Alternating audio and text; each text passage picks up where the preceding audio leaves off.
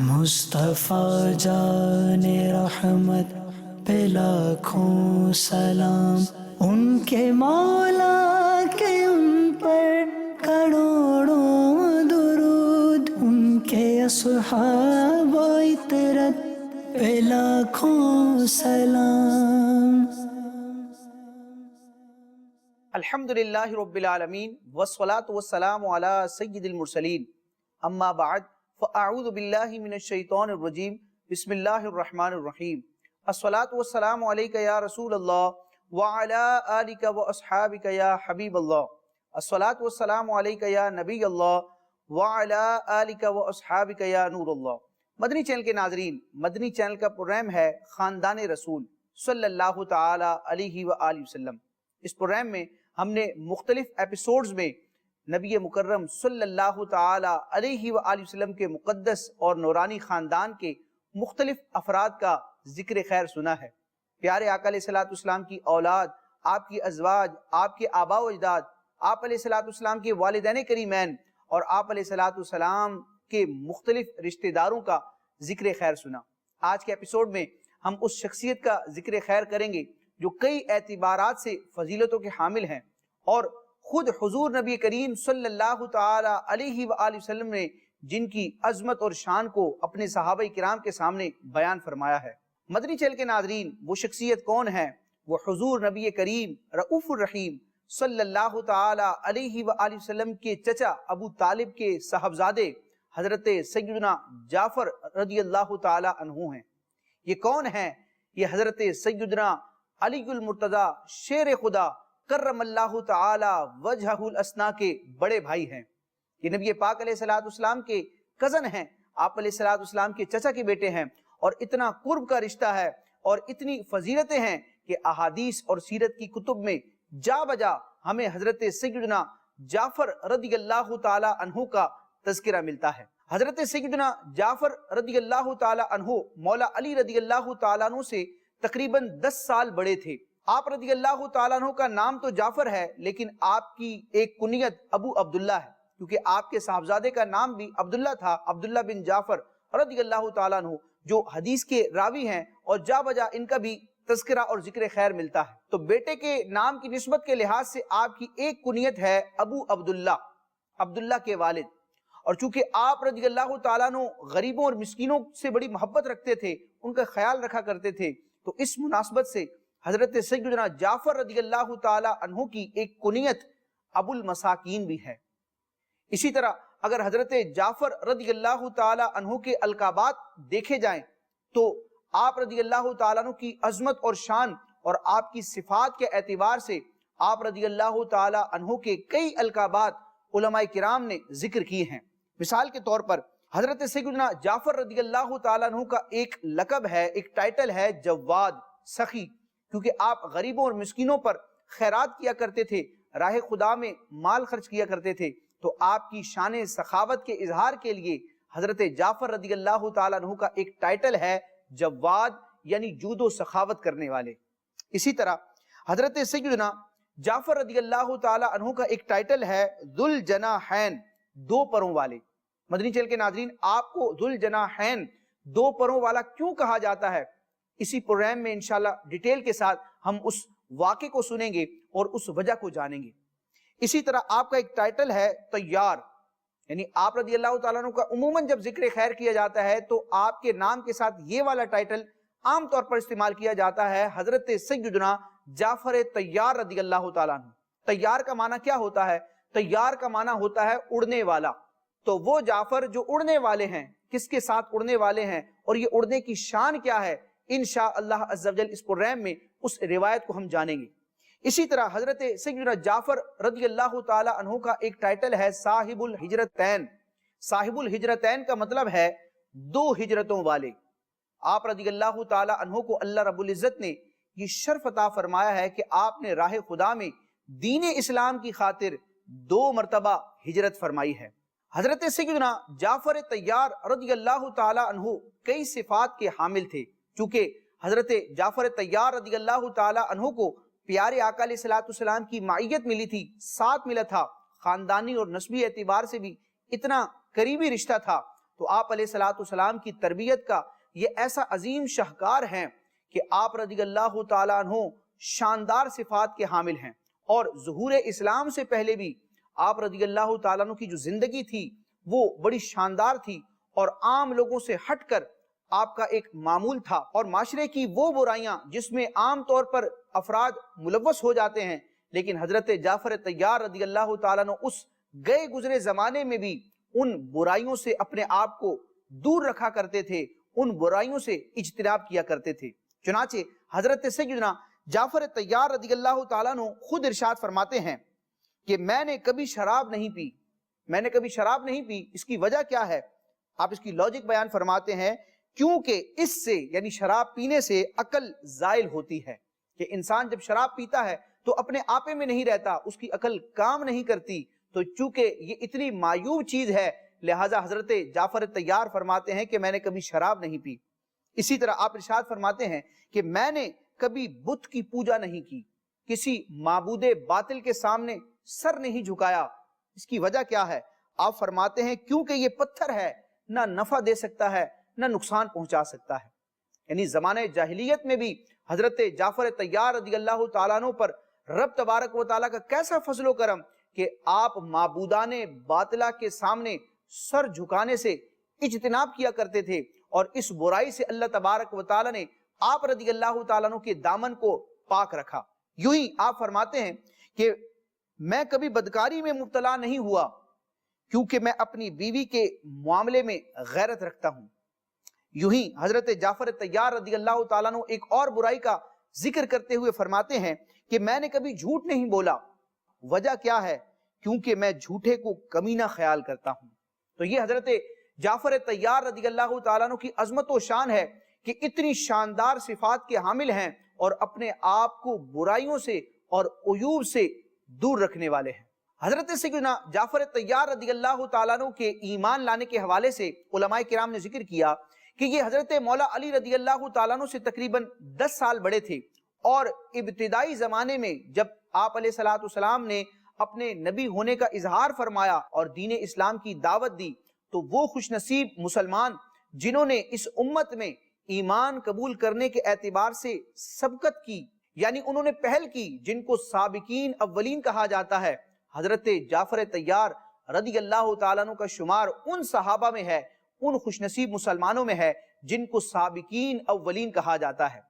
اور ایک روایت کے مطابق 31 افراد کے مسلمان ہونے کے بعد حضرت سیدنا جعفر طیار رضی اللہ تعالی عنہ نے اسلام کو قبول کیا۔ یعنی اس ترتیب کے اعتبار سے دیکھا جائے تو 32ویں نمبر پر حضرت سیدنا جعفر طیار رضی اللہ تعالی عنہ نے نبی پاک علیہ السلام کا کلمہ پڑھ کے دامن اسلام سے وابستگی کو اختیار فرمایا۔ مدنی چینل کے ناظرین، جب آپ علیہ السلام نے اعلان نبوت فرمایا اور کئی خوش نصیبوں نے آپ علیہ السلام کا کلمہ پڑھ کے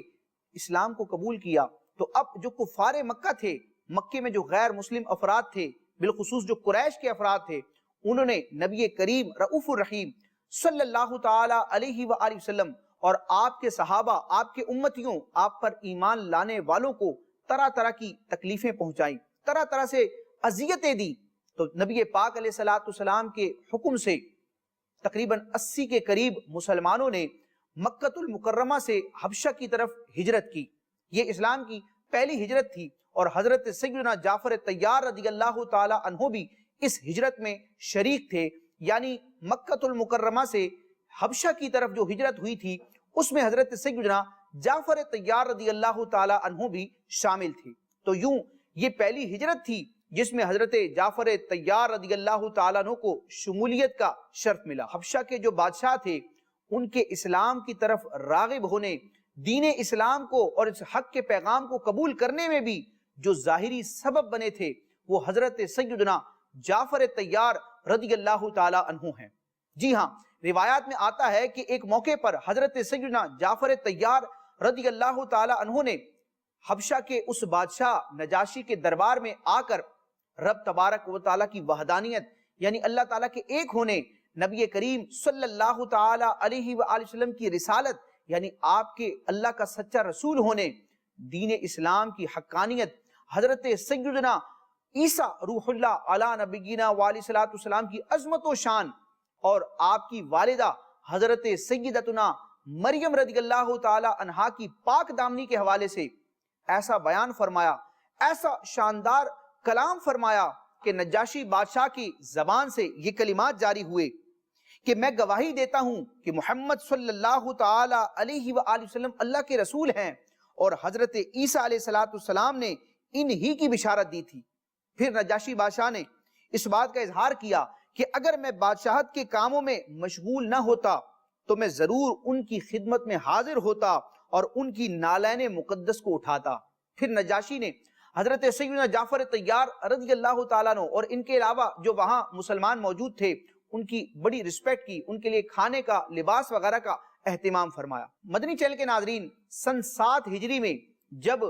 خیبر کا مارکہ رونما ہوا اور رب تبارک و تعالیٰ نے مسلمانوں کو، صحابہ کرام کو ایک عظیم فتح عطا فرمائی کہ مولا علی حیدر کرار رضی اللہ تعالی عنہ کو فاتح خیبر کا شرف ملا کہ آپ کی کوششوں، صحابہ کرام کی مجموعی کوششوں سے رب تبارک و تعالیٰ نے مسلمانوں کو خیبر فتح کرنے کی سعادت بخشی۔ اور اسی سال سن 7 ہجری میں فتح خیبر کے بعد حضرت سیدنا جعفر طیار رضی اللہ تعالی عنہ اپنے احباب اور گھر والوں کے ساتھ نبی کریم علیہ الصلوۃ والسلام کی بارگاہ میں مدینہ شریف پہنچتے ہیں۔ جب حضور نبی کریم صلی اللہ تعالی علیہ وآلہ وسلم کی بارگاہ میں حضرت سیدنا جعفر طیار رضی اللہ تعالی عنہ ہجرت کر کے حاضر ہوتے ہیں تو حضور نبی کریم صلی اللہ تعالی علیہ وآلہ وسلم بڑا خوشی اور مسرت کا اظہار فرماتے ہیں، اور فرط محبت میں حضور نبی کریم صلی اللہ تعالی علیہ وآلہ وسلم نے اپنے چچا زاد بھائی حضرت سیدنا جعفر طیار رضی اللہ تعالی عنہ کی پیشانی کو بوسہ دیا اور آپ کو سینے سے لگایا اور بڑے پیارے اور محبت بھرے کلمات ارشاد فرمائے۔ آپ علیہ الصلوۃ والسلام کے فرمان کا خلاصہ ہے کہ میں نہیں جانتا کہ خیبر فتح ہونے پر مجھے زیادہ خوشی ہے یا جعفر کے یہاں آنے پر مجھے زیادہ خوشی ہے۔ یعنی آپ علیہ الصلوۃ والسلام کے قلب اطہر کو بڑی راحت پہنچی کہ حضرت جعفر طیار رضی اللہ تعالیٰ عنہ ہجرت کر کے مدینہ منورہ بارگاہ رسالت میں قرب مصطفیٰ میں حاضر ہو گئے ہیں۔ مدنی چینل کے ناظرین، حضرت سیدنا جعفر طیار رضی اللہ تعالیٰ عنہ کی ایک اسپیشلٹی، آپ کی خصوصیت جس کا بیان صحیح بخاری شریف میں بھی موجود ہے، وہ یہ ہے کہ رب تبارک و تعالیٰ نے محبوب اعظم صلی اللہ تعالی علیہ وآلہ وسلم کا ایسا خصوصی فیضان حضرت جعفر طیار رضی اللہ تعالیٰ عنہ کو عطا فرمایا کہ سوری طور پر یعنی ظاہری دکھنے کے اعتبار سے اور اوصاف اور عادات کے اعتبار سے حضرت جعفر طیار رضی اللہ تعالی عنہ کو حضور نبی کریم رؤوف الرحیم صلی اللہ تعالی علیہ وآلہ وسلم سے بڑی مشابہت حاصل تھی، بڑی سملیرٹی تھی، اور اس کو آپ علیہ الصلوۃ والسلام نے خود بھی بیان فرمایا۔ چنانچہ سن 7 ہجری میں ذوالقعدہ کے مہینے میں جب حضور اعظم صلی اللہ تعالی علیہ وآلہ وسلم کے ساتھ حضرت جعفر طیار رضی اللہ تعالیٰ عنہ کو عمرہ کرنے کی سعادت ملی تو اس موقع پر سرکار اعظم، شفیع اعظم، رسول اعظم صلی اللہ تعالی علیہ وآلہ وسلم نے حضرت سیدنا جعفر طیار رضی اللہ تعالیٰ عنہ کی عظمت کو بڑھاتے ہوئے، آپ کی عظمت و شان کو بیان کرتے ہوئے، آپ سے مخاطب ہوتے ہوئے ارشاد فرمایا کہ تم صورت اور سیرت میں میرے مشابہ ہو۔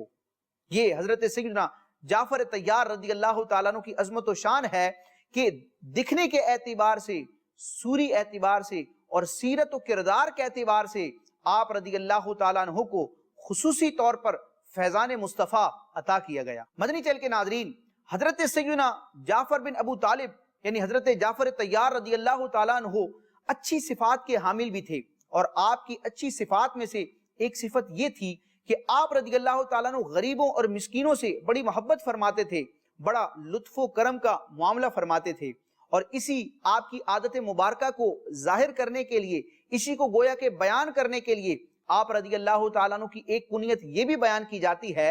ابو المساکین۔ آپ رضی اللہ تعالیٰ عنہ مسکینوں کے ساتھ بیٹھا کرتے، ان سے محبت کا اظہار فرماتے اور ان کے ساتھ گفتگو وغیرہ کیا کرتے تھے، اور صحابہ کرام نے بھی حضرت جعفر طیار رضی اللہ تعالیٰ عنہ کی اس عادت کریمہ کا بڑے شاندار انداز میں بیان فرمایا ہے۔ چنانچہ حضرت سیدنا ابو ہریرہ رضی اللہ تعالیٰ عنہ بیان فرماتے ہیں کہ لوگوں میں مساکین کے سب سے زیادہ خیر خواہ یعنی مساکین کے مسکینوں کے بھلائی چاہنے والے حضرت سیدنا جعفر طیار رضی اللہ تعالی عنہ تھے۔ آپ رضی اللہ تعالیٰ عنہ مزید فرماتے ہیں کہ ہم حضرت جعفر رضی اللہ تعالی عنہ کے پاس آتے تو گھر میں جو کچھ ہوتا ہمیں کھلا دیا کرتے تھے،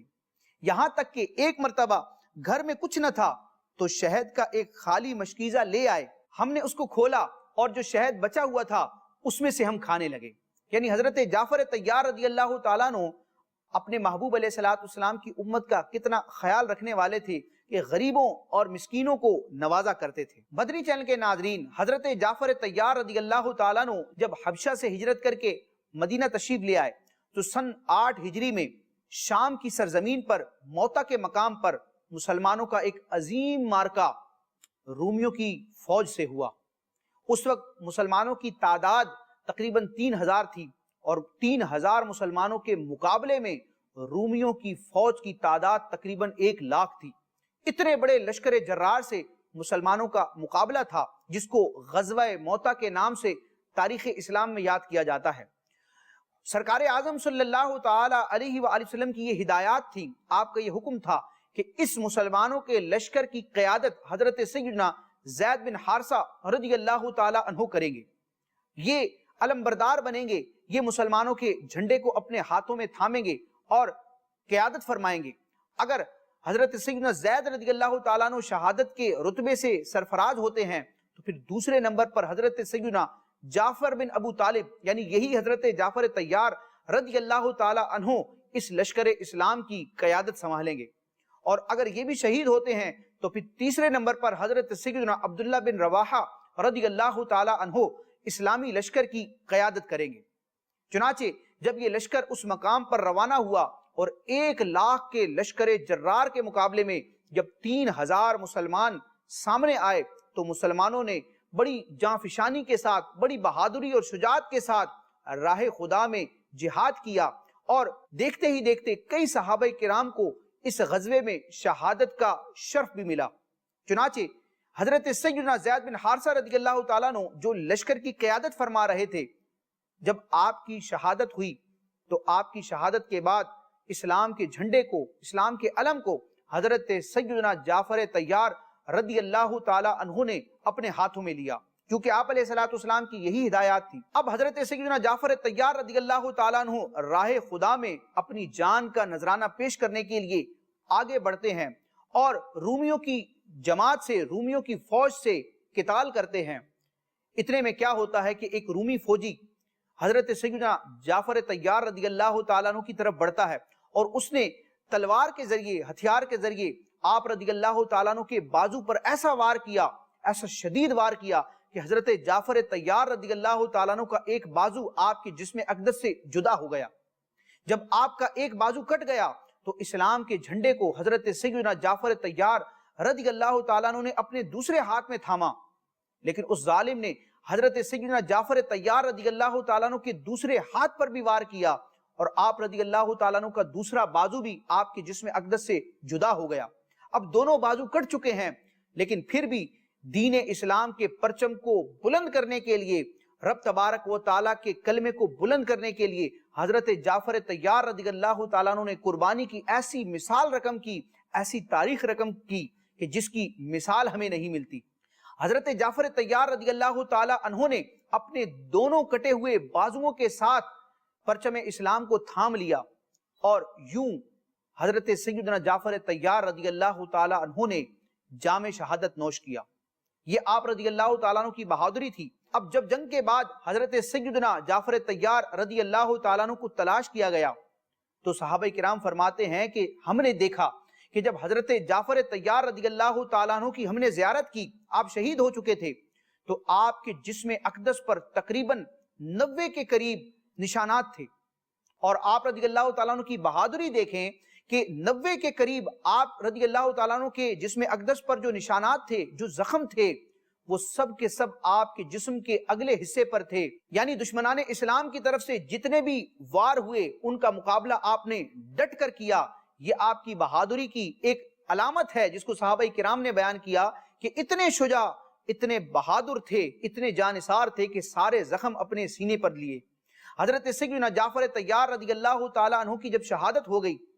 تو نبی پاک علیہ السلام حضرت جعفر طیار رضی اللہ تعالیٰ عنہ کے گھر تشریف لے جاتے ہیں۔ ان کی زوجہ فرماتی ہیں کہ میں نے بچوں کو تیار کیا اور کھانے کا اہتمام کرنا چاہا تو آپ علیہ السلام نے ارشاد فرمایا کہ جعفر کے بچے کہاں ہیں؟ جب حضرت جعفر طیار رضی اللہ تعالیٰ عنہ کے بچوں کو، آپ کی اولاد کو حضور نبی کریم صلی اللہ تعالی علیہ وآلہ وسلم کی بارگاہ میں پیش کیا گیا تو آپ علیہ السلام نے فرط محبت سے ان بچوں کو پیار کیا، ان کو سونگا اور پھر حضرت جعفر طیار رضی اللہ تعالی عنہ کی شہادت کی خبر آپ کے گھر والوں کو دی۔ مدنی چینل کے ناظرین، اللہ تبارک و تعالی نے اپنے محبوب اعظم صلی اللہ تعالی علیہ وسلم کو عظیم الشان علم عطا فرمایا ہے کہ ظاہری طور پر جو چیزیں دیکھنے کے اعتبار سے، کسی چیز کو جاننے، دیکھنے اور سننے کے اعتبار سے عام لوگوں کے لیے آڑ اور رکاوٹ بنتی ہیں، وہ اللہ کے محبوبوں اور بالخصوص محبوب اعظم صلی اللہ تعالی علیہ وآلہ وسلم کے سامنے کوئی حیثیت نہیں رکھتی۔ یہ دیوار ہو، یہ کوہسار ہو، یہ پہاڑ ہو، کچھ بھی ہو، آپ علیہ السلام کی نگاہ اس جہان کو ملاحظہ کرتی ہے۔ چنانچہ صحیح بخاری شریف میں یہ ایک طویل حدیث پاک موجود ہے کہ جب موتا کے مقام پر یہ مارکہ رونما ہو رہا تھا اور صحابہ کرام اپنی جانوں کا نذرانہ پیش کر رہے تھے تو مدینہ شریف میں مسجد نبوی میں نبی پاک علیہ السلام ان تمام مناظر کو ملاحظہ فرما رہے تھے اور منبر پر تشریف فرما ہو کر آپ علیہ السلام نے اس غزوے، اس مارکے کا پورا حال، پورا منظر اپنے صحابہ کرام کے سامنے پیش فرمایا۔ چنانچہ آپ علیہ السلام نے ارشاد فرمایا کہ زید نے جھنڈا لیا، پھر یہ شہید کر دیے گئے، پھر جعفر نے جھنڈا لیا، انہیں شہید کر دیا گیا، پھر عبداللہ بن رواحہ نے جھنڈا لیا، انہیں شہید کر دیا گیا۔ پھر آپ علیہ السلام نے ارشاد فرمایا کہ اللہ تبارک و تعالیٰ کی تلواروں میں سے ایک تلوار یعنی کہ حضرت خالد بن ولید رضی اللہ تعالیٰ عنہ نے جھنڈا تھاما اور رب تبارک و تعالیٰ نے انہیں فتح عطا فرمائی۔ جب آپ علیہ السلام اپنے صحابہ کرام کے سامنے غزوہ موتا کا یہ حال مدینہ منورہ میں رہتے ہوئے ملاحظہ فرما کر بیان فرما رہے تھے، راوی بیان کرتے ہیں کہ آپ علیہ السلام کی پیاری آنکھوں سے آنسو جاری تھے۔ حضرت جعفر طیار رضی اللہ تعالیٰ عنہ کی شہادت کی خبر مدینہ شریف میں کوئی لاتا، قاصد اور پیغام لانے والے کے آنے سے پہلے آپ علیہ السلام نے ان کی شہادت کی خبر دے دی۔ مدنی چینل کے ناظرین، غزوہ موتا کے حوالے سے ہم نے سنا کہ جب غیر مسلموں کی طرف سے، رومیوں کی طرف سے حملہ ہوا تو حضرت جعفر طیار رضی اللہ تعالیٰ عنہ کے دونوں بازو شہید ہوئے اور آپ رضی اللہ تعالیٰ عنہ نے شہادت کا جام نوش فرمایا تو اللہ رب العزت نے حضرت جعفر طیار رضی اللہ تعالیٰ عنہ کو یہ شرف عطا فرمایا کہ آپ کو 2 پر عطا کیے گئے اور پیارے آقا علیہ السلام نے عالم برزخ کے معاملات کو ملاحظہ فرمایا کہ آپ رضی اللہ تعالیٰ عنہ یعنی حضرت جعفر طیار رضی اللہ تعالیٰ عنہ رب تبارک و تعالیٰ کے عطا کردہ ان دونوں پروں کے ساتھ، ان بازوؤں کے ساتھ فرشتوں کے ساتھ اڑ رہے ہیں۔ چنانچہ اسی لیے آپ رضی اللہ تعالیٰ عنہ کا ایک ٹائٹل ہے ذو الجناحین یعنی 2 پروں والے، اور اسی طرح ایک ٹائٹل یہ ہے طیار اڑنے والے۔ اس کی وجہ کیا ہے؟ 2 احادیث سنتے ہیں۔ چنانچہ حضور نبی کریم صلی اللہ تعالی علیہ وآلہ وسلم نے ارشاد فرمایا، میں گزشتہ رات جنت میں داخل ہوا تو دیکھا کہ جعفر فرشتوں کے ساتھ اڑ رہے ہیں، اسی لیے آپ کو طیار کہا جاتا ہے، اڑنے والے۔ یوں ہی ایک اور حدیث پاک میں حضور نبی کریم صلی اللہ تعالی علیہ وسلم نے ارشاد فرمایا کہ اللہ عز و جل نے حضرت جعفر رضی اللہ تعالی عنہ کے کٹے ہوئے بازوؤں کے بدلے انہیں 2 پر عطا فرمائے ہیں۔ اسی وجہ سے، اسی مناسبت سے آپ رضی اللہ تعالیٰ عنہ کو ذو الجناحین کہا جاتا ہے یعنی 2 پروں والے۔ اللہ تبارک و تعالی حضرت سیدنا جعفر طیار رضی اللہ تعالی عنہ کے مزار پر مزید رحمتوں کا نزول فرمائے اور ان رحمتوں سے ہمیں حصہ عطا فرمائے، اور آپ علیہ السلام کے اہل بیت کا تذکرہ کرنے، ان سے محبت رکھنے اور ان کی سیرت کو اپنانے کی توفیق عطا فرمائے، اور جس طرح انہوں نے راہ خدا میں اپنی جان تک قربان کی، اپنا مال بھی قربان کیا، اللہ تعالی ہمیں بھی ایسا جذبہ رکھنے اور اس جذبے کو عملی جامہ پہنانے کی توفیق عطا فرمائے۔ آمین بجاہ النبی الامین صلی اللہ تعالی علیہ وسلم۔ مدنی چینل دیکھتے رہیے۔ مصطفیٰ جان رحمت پہ لاکھوں سلام، ان کے مولا کے ان پر کروڑوں درود، ان کے اصحاب و اطرت پہ لاکھوں سلام.